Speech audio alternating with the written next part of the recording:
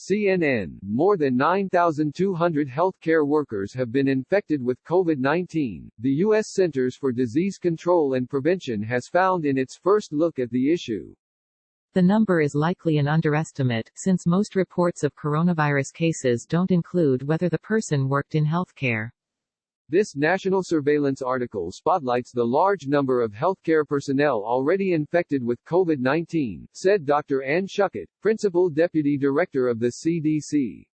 I think we've all learned this virus was a greater threat than we had thought. She added that the virus spreads more quickly than was expected, especially since doctors did not at first realize the extent to which people could be infected without showing symptoms. The role that asymptomatic infection played was not appreciated initially, she said.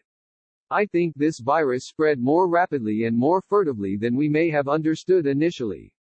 The CDC reviewed data submitted from all 50 states from February 12 to April 9 and found 315,531 laboratory-confirmed cases of COVID-19.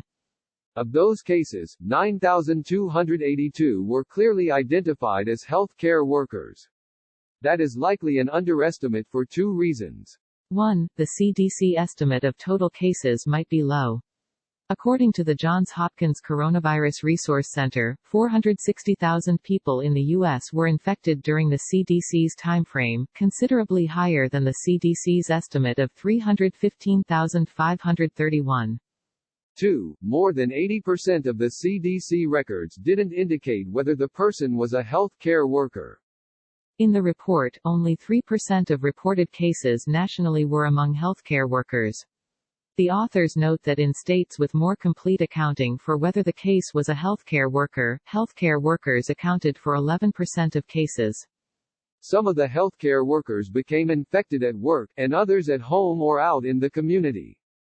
According to the report, 55% reported having contact with a COVID-19 patient in the healthcare setting within the 14 days before becoming ill, 27% had contact with someone who had coronavirus at home and 13% had contact in the community. The remaining 5% had contact in more than one place.